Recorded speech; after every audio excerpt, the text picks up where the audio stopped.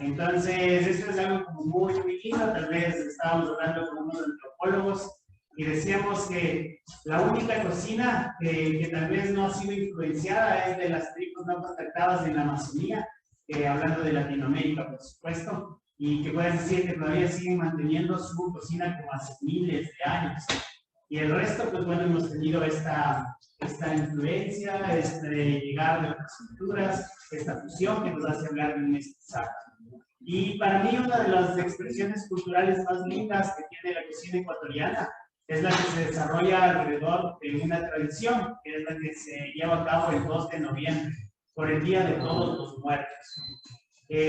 Hablando un poquito de historia, previo a empezar a cocinar, esta historia nace hace igual miles de años en los Andes ecuatorianos, donde no había como una civilización grande que muchos pensaban que era el reino de Quito, sino en realidad pequeños grupos muy bien consolidados que se llamaban cacicazgos.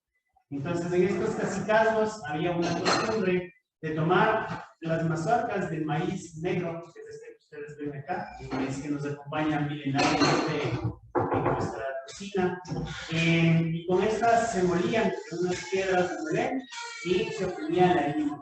A esta le llamaban la harina del maíz negro, ¿no? Llana. Llana significa maíz, perdón, negro. Y Sara significa maíz, entonces era la llana Sara. Con esto se hacía una elaboración súper rudimentaria, ¿no? Según algunos historiadores, algunos antropólogos, lo que se solía hacer era sacrificar llamas, camellos andinos, y con la sangre de la llama y la harina del maíz morado se hacía una colada. A esta colada se le ponía el nombre de llana A, que era como la colada de las almas, la colada negra para las almas. Y con esto se celebraba el tema de encuentro de estos dos mundos, el mundo de los seres vivos y el mundo de los quienes ya partieron, quienes se adelantaron en esta cosmovisión antigua. Luego las cosas fueron cambiando un poco con la llegada de los incas. Se calcula que más o menos los incas estuvieron aquí en nuestros territorios durante 50 años, previo a la llegada de los españoles, y que entonces cuando ellos llegan acá, traen también un simbolismo que es la guagua de pan, que son unas figuritas de pan que se suelen acompañar con la colada morada. Y así empieza pues una historia gastronómica que se fue afincando con la llegada de nuevos ingredientes, con la consolidación de viejas costumbres, de tradiciones, y llegamos a lo que ahora entendemos nosotros en Ecuador como la colada morada, que además es súper diversa, teniendo en cuenta que nuestra cultura, digamos, el país es multicultural y multiétnico. Es decir, cada grupo humano tiene una interacción especial con su entorno y a través de eso desarrolla sus expresiones gastronómicas, sus expresiones culturales. Con la colada morada es súper interesante porque ustedes pueden viajar por el país y en cada pueblo, en cada rincón, en cada familia van a encontrar pequeñas variantes adaptadas a los productos locales. Habrá lugares donde se usa, por ejemplo, guayaba, otros lugares que he visto donde en lugar de usar la harina del maíz morado, se usa la del camote morado. Y cuando se hace el camote morado, entonces va a tener otra experimentación en color, en texturas, en sabor. Pero en sí la esencia va a seguir siendo la misma. El festejo, la celebración de este encuentro entre el recuerdo que tienen los seres vivos para con las personas, sus familiares, amigos que se adelantaron en este viaje. Entonces, bueno, esa era un poquito la parte de la introducción. Me gustaría saber, la Sofi nos está ayudando en la parte de coordinar el tema de cámaras, sonidos, también va a ver si es que hay preguntas o intervenciones de ustedes. Me gustaría saber de dónde son, para ver un poco también temas de connotación o cosas parecidas que podamos tener entre diferentes culturas en toda América Latina y en todo el mundo alrededor el tema de la celebración de los días, del Día de Difuntos, y sobre todo de esto que es el mestizaje gastronómico, que para mí, como les decía, no existen gastronomías que no hayan sido influenciadas por algún tipo de mestizaje. Entonces eso, no sé si alguien tiene alguna pregunta, algo que quiera comentar, alguna duda, alguna aclaración. Chefcito, yo tengo una pregunta. Yana significaba negro y Sara maíz. Ajá. Sara, Ya, sí. ¿y cómo, perdón, ¿y cómo se llamaba la colada que hacían, la colada negra, la primera? ¿Yana qué? Yana Api. Yana Api Api. de coladas, ajá. Sí. Ya, gracias. La colada negra. Muy bien. Con gusto, Dominica. Bueno, vamos a pasar un poco a qué es lo que hicimos. Esta es una elaboración que generalmente dura 3 días. En la esencia de la cocina, esto es una chicha, es un fermento. Entonces, ¿qué es lo que se hace? Primero, se tiene que hacer una olla grande que se llama la olla de aromas. Esta olla de aromas se basa principalmente en hierbas. Entonces, de estas hierbas hay algunas que son locales, que son propias de acá, otras que fueron introducidas. A mí, tal vez una de las más emblemáticas es esta, que es la flor del ataco. A esta tiene otros nombres, ¿no? En el sur del país le llaman sangorache, también le dicen cerote, o la otra palabra por la que es más conocida es amaranto. Esta es la flor del amaranto negro. Entonces aquí hay una cosa curiosa, si ustedes cogen la flor del amaranto y le golpean con su mano así despacito, van a empezar a salir unas semillitas negras que son apenas miniaturas, ¿no? Son muy, muy, muy pequeñitas. Y este es el que se conoce con el nombre del amaranto negro. Ahora, el nombre científico del amaranto negro es Amaranthus quitensis. Y es porque fue catalogado dentro de esta zona de Quito, de la zona andina. Y por eso tiene ese nombre. Entonces, esta también le va a dar al agua en la que vamos a cocinar las hierbas un color un poco rojito, ¿no? Un poco morado. En el sur del Ecuador hay algunas infusiones que se hacen con esta hierba también. La horchata, por ejemplo, en Loja, esta con otras 30 hierbas. O si no, ya si ustedes van a la ciudad de Cuenca van a encontrar las yaguanas o algunas otras cosas más. Tenemos otra hierba que es también nativa. Esta se llama arrayán. Cuando ustedes cogen el arrayán, le aplastan un poquito a la hoja, va a tener un gusto anisado, como si fuera un clavo de olor o una pimienta dulce. Entonces, esta es otra de las hierbas. Y después vamos a hablar de 3 hierbas introducidas. La una es el cedrón. Ustedes saben, el cedrón se conoce en todo el mundo, vino con la llegada de los españoles. Esta, la hierba luisa, también conocida como lemongrass, y la hoja de la naranja. Entonces, ¿qué es lo que se hace? Se pone a hervir agua y con esta agua se van a poner 3 de estas hierbas. 2 no, porque si es que les ponemos a hervir, se hace la colada amarga. Entonces ponemos la flor del ataco, ponemos la hierba luisa y ponemos el cedrón. Y esto tenemos que dejar que hierva por lo menos unas 2 horas para que se concentren bien los sabores, ¿no? Los olores.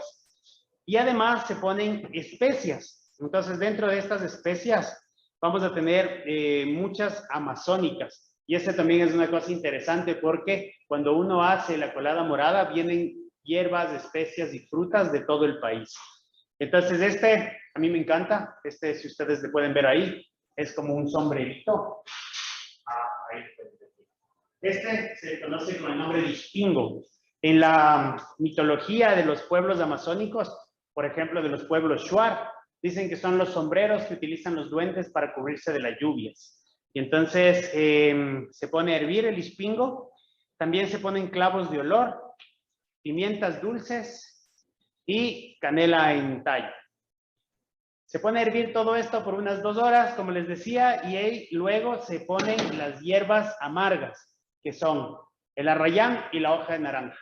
Y una vez que se pone eso en la olla, se tapa, y así nosotros tenemos ya la primera de las ollas, que es la olla de los olores. Entonces, yo lo que hice fue ayer, puse ya a hacer la olla, la tengo aquí, ustedes la pueden ver. Pueden ver un poquito, es como un agua aromática, muy, muy, muy aromática, tiene el olor de la canela, del ispingo, del clavo de olor, de la pimienta dulce, pero también sobresalen los temas florales y herbales, por ejemplo, la flor del ataco o la hierba luisa, el cedrón y todos estos. Entonces, ¿qué es lo que vamos a hacer? Y lo primero que es importante hacer, cuando yo tengo esta agua, voy a disolver la harina de maíz negro. Es importante, muy importante, que el agua esté fría, porque si el agua no está fría, lo que me va a pasar es que se va a hacer grumos. Entonces, tomo más o menos 1 litro de agua, que es lo que vamos a hacer ahora.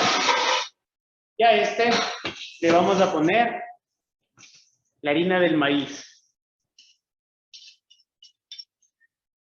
Y se mueve.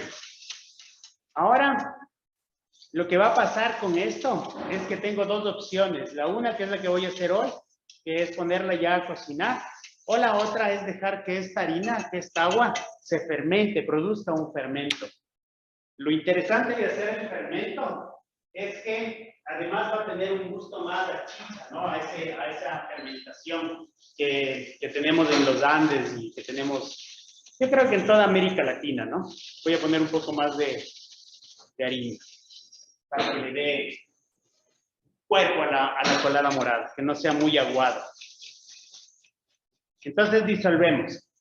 Mi abuela, por ejemplo, este es un secreto de familia, lo que hacía era el día, 2 días antes de preparar la colada, disolvía ya la harina y le dejaba en un lugar oscuro y no caliente para que pueda fermentarse. Y sabía que ya la harina estaba fermentada cuando en la superficie había como una pequeña natita y ustedes olían, ya tenía un olor de fermento. Entonces, bueno, esto se tiene que poner a hervir. Ya le voy a poner a hervir aquí, en esta olla que la tenía previamente caliente.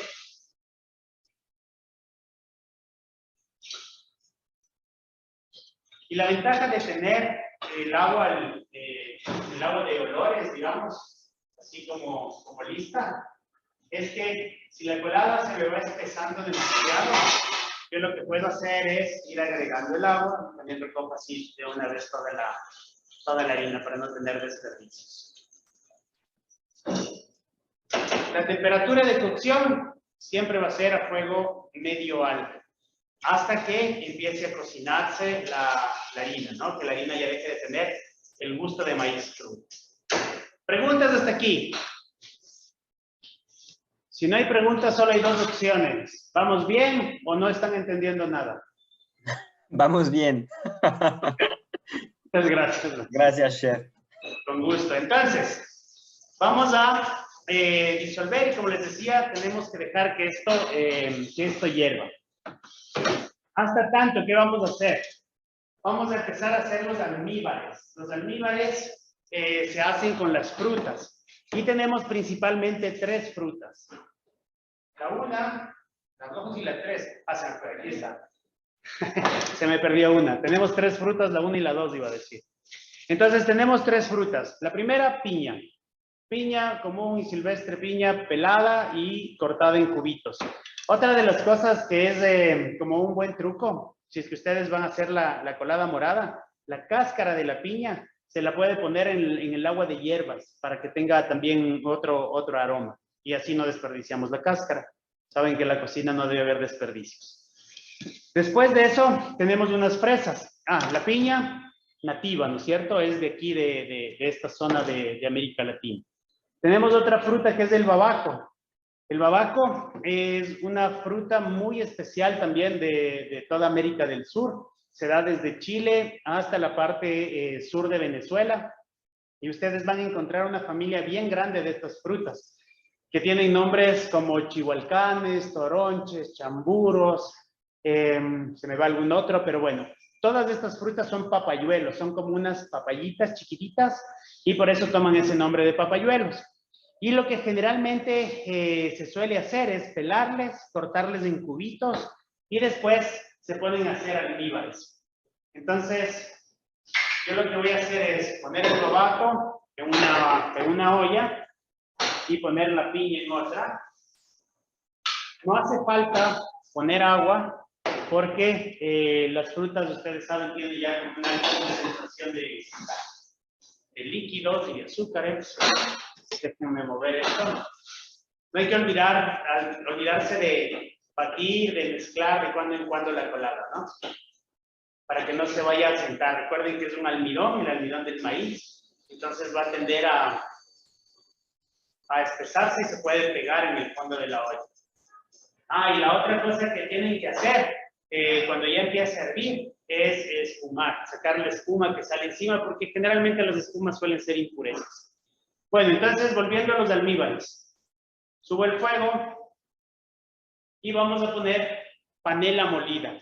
Se puede poner muchas cosas, se podría endulzar con azúcar blanca, con azúcar morena, en este caso la panela que a mí me gusta más, pero también se podría poner algún tema como fructosa o se podría poner stevia, se pueden hacer de muchas formas.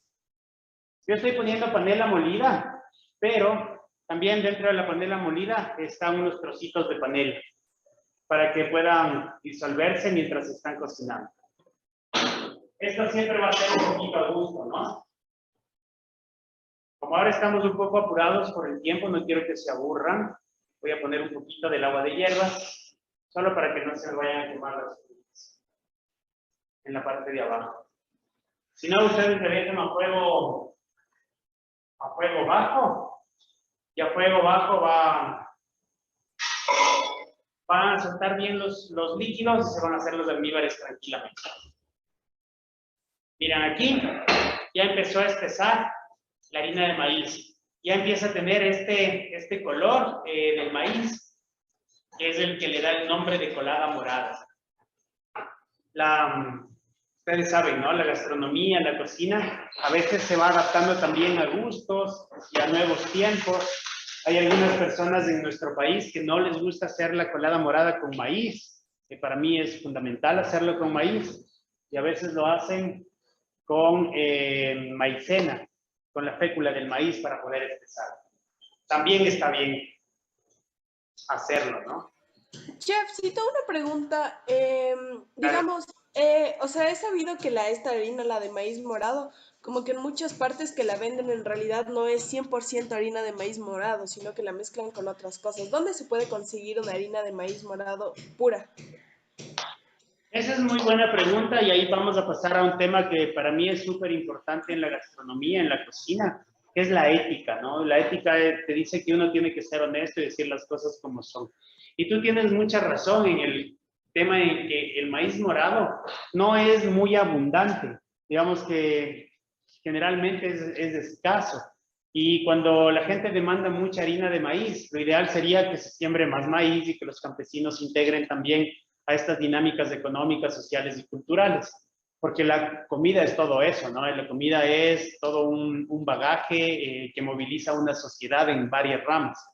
Sin embargo, no lo hacen y lo que hacen es moler la harina del maíz y le ponen colorantes, y eso sí me parece como atentatorio a todo, ¿no? A la costumbre, a la tradición, a la honestidad, al ser ético y todo lo demás. Entonces, para mí lo mejor que tú puedes hacer siempre va a ser conocer a los proveedores, ¿no? Por conocer a quién te da tus alimentos.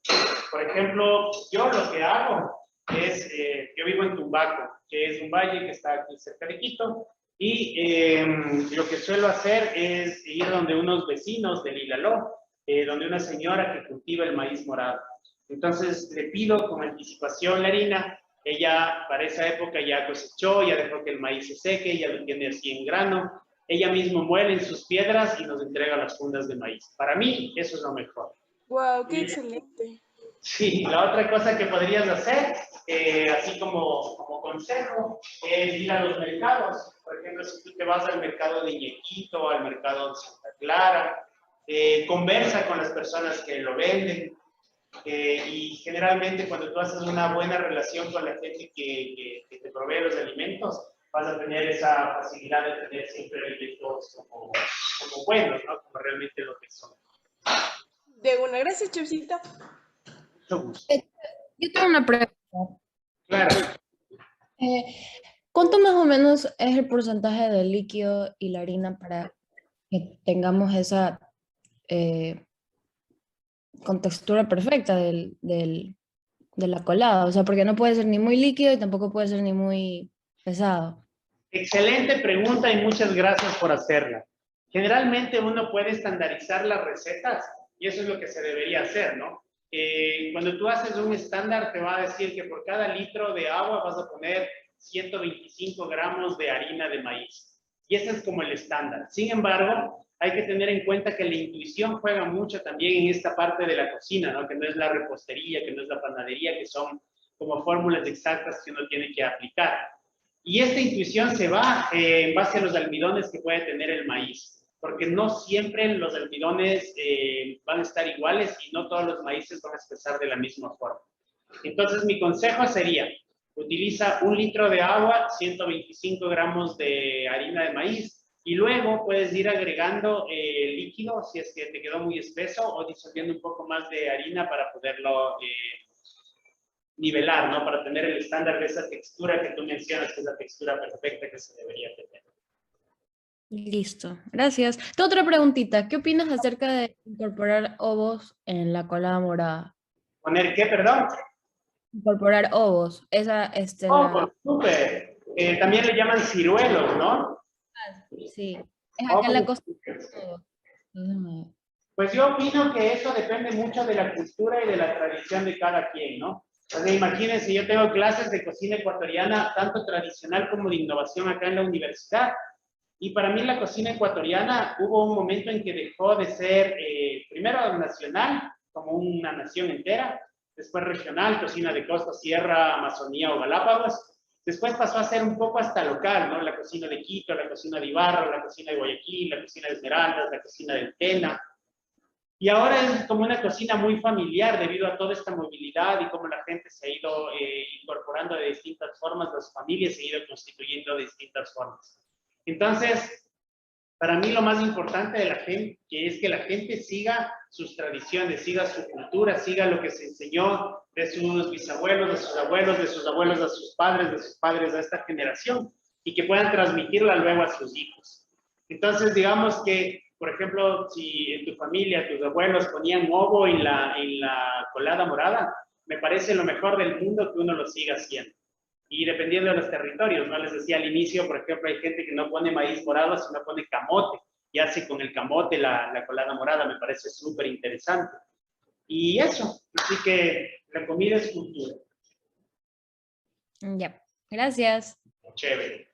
Bueno, entonces, yo tengo ya la harina cocinada, el aroma dejó de ser de harina cruda, ya tiene el olor de la harina cocinada. Y vamos a empezar a poner los jugos. Vamos a poner primero el jugo de la naranjilla. Aquí dejé una naranjillita, por si alguien no la conocía. En Colombia le llaman lulo. Aquí se llama naranjilla porque alguien encontró alguna vez una similitud entre las naranjas y las naranjillas. Dijo, parece una naranja pequeña. Y entonces, ustedes saben que esta forma española de terminar las cosas en illa o illo terminó haciendo que nosotros le conozcamos como naranjilla.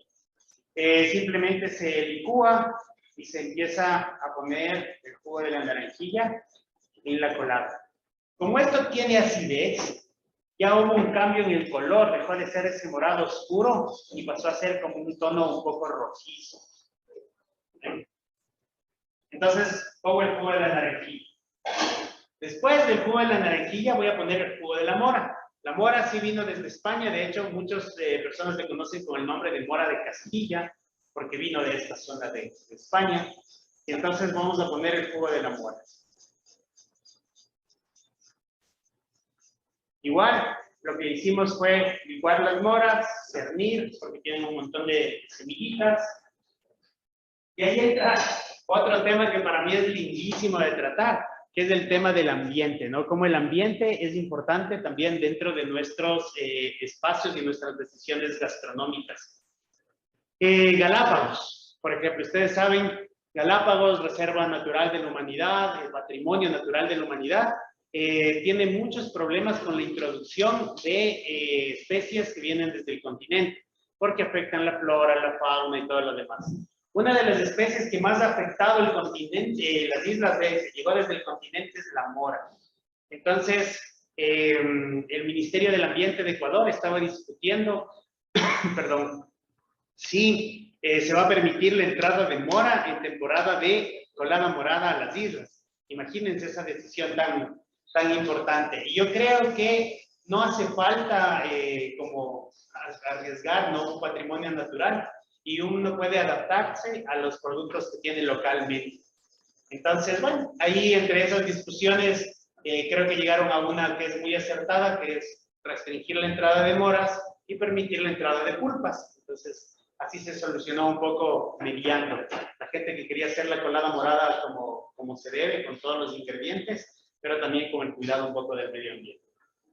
Entonces, eso. Y ahora voy a poner otra fruta, que esta fruta sí es local, se llama mortiño, y tiene también ese mismo nombre por la similitud que tiene en el color con la mora. Y el mortiño se da en cambio en las zonas andinas, se da en los páramos. Y es un fruto no de siembra, sino de recolección. Entonces, bueno, también es como bien interesante cómo se fusionan ahí estos ingredientes, ¿no es cierto? La naranjilla local, que nos llevó ese nombre, sobre todo de origen amazónica, el mortiño que viene de los Andes, y las moras que fueron traídas desde España, la mora de Castilla. Entonces, bueno, puse ya los jugos y vamos a subir de nuevo el fuego. Una vez más va a hervir y una vez más voy a tener que espumar. ¿Por qué razón? Porque cada vez que nosotros agregamos algo seguimos introduciendo elementos y de pronto hay impurezas o en la mora o en el mortiño, o bueno, a pesar de que lo hayamos lavado y cuidado como muy bien. Voy a agregar un poquito más del agua, porque veo que está tendiendo a ser un poquito espesa. Está muy buena la harina esta vez. Hay productos de temporada aquí, ¿no? Que no se encuentran siempre. Entonces hay cosas que guardamos desde el 2 de noviembre para poder estar con ustedes en la clase del día de hoy.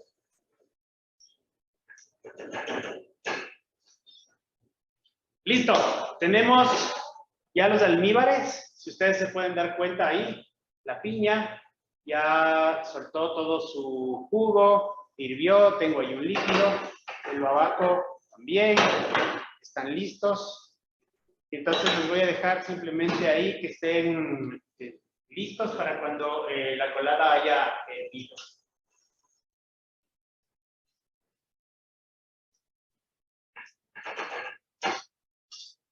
Dentro de las, no sé, tradiciones estas que se van haciendo, por ejemplo, en Quito hay hace algunos años los concursos de la mejor colada morada o la mejor guagua de pan. Personalmente, yo no soy amigo de los concursos porque me parece súper subjetivo el decir esta colada es mejor que la otra. A mí me gustan más los encuentros, ¿no? Es decir, vamos a hacer un festival de coladas moradas y va a haber 10 coladas moradas o 100 coladas moradas y alguien puede ir probando en envases pequeñitos y va a probar de diferentes formas de esta tradición y esta cultura. Y en este año nos invitaron a un encuentro de coladas moradas en una escuela, en un pueblito que es cerca de acá, que se llama Cuembo.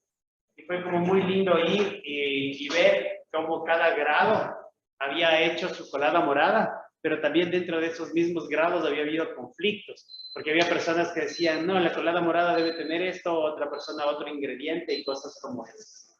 Entonces, es muy lindo cómo la cocina puede llevar a entender que nosotros somos parte de una sociedad pluricultural, ¿no? Que tenemos que respetar esas diferencias. Ya va a empezar a hervir. Y una vez que empiece a hervir, como les decía, es importante nuevamente espumar. Empieza a concentrarse el espuma en el centro. Yo la voy a ir retirando. Además, porque si no la retiro, también lo que va a pasar es que se va a regar. Va a crecer como cuando uno pone a hervir leche. Y que justo el rato que se da la vuelta, la leche se regó. Entonces aquí estoy retirando ya la espuma. Voy a bajar un poquito el fuego. Y miren cómo, no sé si se puede ver bien el color. Sí, ya se puede ver bien el color. Tenemos ya un color súper morado. Entre rojo y morado. Los hombres somos súper elementales para describir los colores. Sabemos los 12 colores que nos enseñaron en el kinder, de nuestra primera caja de pinturas. Las mujeres, en cambio, tienen una habilidad impresionante para describir colores. Sofi, ¿qué color dirías que tiene esta hora? Sofi me va a auxiliar. Borgoño. Ya ven, la Sofi dice Medio que es vino, como dice que. medio vino o Borgoña. Para mí esos no son colores, es como rojo, morado, verde, azul, amarillo. Muy bien. Entonces ya tengo la colada, ya tiene la textura que quiero, ya se cocinó la harina, ya se incorporaron las frutas. El aroma es delicioso, me recuerda a la casa de mi abuela. Y voy a empezar a poner las frutas. Entonces, el momento en que pongo las frutas, también estoy endulzando ya. Muy bien. Puse ya la piña. Ahora voy a poner el babaco.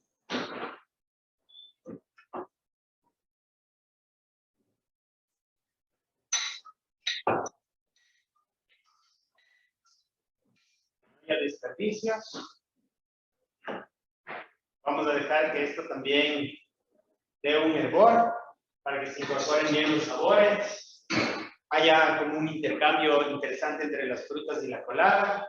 Los almidones empiezan a secar y nos crean estas como telitas alrededor de la olla. La cocina moderna ahora le llama papeles. Voy a hacer un papel de colada morada. Se pone, por ejemplo, eso es una buena idea. Cojo una lámina de Exopac, le extiendo y le meto al horno y seguramente después voy a tener un papel de colada morada. Si es que alguien quiere hacer cocina de vanguardia. Genial. Le voy a pasar nuevamente a fuego alto. Como las almíbares estaban calientes, si ustedes ven, empezó nuevamente a hervir enseguida. Igual, si ustedes pueden ver, si se ve en la pantalla, empieza nuevamente a salir espuma. Importantísimo, importantísimo espumar. Van a obtener una colada de mejor textura, de mejor sabor, bien homogénea en los colores. Y el único truquito es sacar la espuma mientras va hirviendo. Para mí, personalmente, la época de colada morada es de mis épocas gastronómicas favoritas en el país. Me encanta la colada morada. Me encanta hacer con mi familia, con mis hijas, con la familia política también. Nos reunimos, hacemos pan en el horno de barro. Así recuerdo también a mis abuelos. Les cuento a mis hijas sobre sus abuelos y estas tradiciones. Pero también me gusta esperar. No me gusta tomar colada morada en abril. Creo que también responde a una temporalidad y esa temporalidad es por algo especial. Me parece sacar de contexto cuando se hacen otras épocas. Y no es que no la disfruten, ¿no? Siempre me gusta la colada morada, pero creo que hay que entender esos contextos culturales. Bueno, en este momento hay dos cosas que uno tiene que hacer. Ya hirvió, ya espumé, ya se incorporaron todos los sabores, las frutas están ahí. Y en este momento necesito ver qué tal está el punto del dulce. Entonces, una cucharadita de prueba, y a mí me gusta poner aquí en este boquito que tengo en la mano. Y el dulce está súper bien. Entonces, en este momento, cuando ya se rectificó el dulce, lo que van a hacer es poner las frutillas y cuando se ponen las frutillas se apagan. Las frutillas no deben cocinarse porque se terminan deshaciendo casi. Si queremos que se mantengan lo más enteras posibles, les vamos a poner ahí y le damos una última espumada. Y ahora vamos ya a la fase de servir. Solo déjenme meter un poquito el mesón.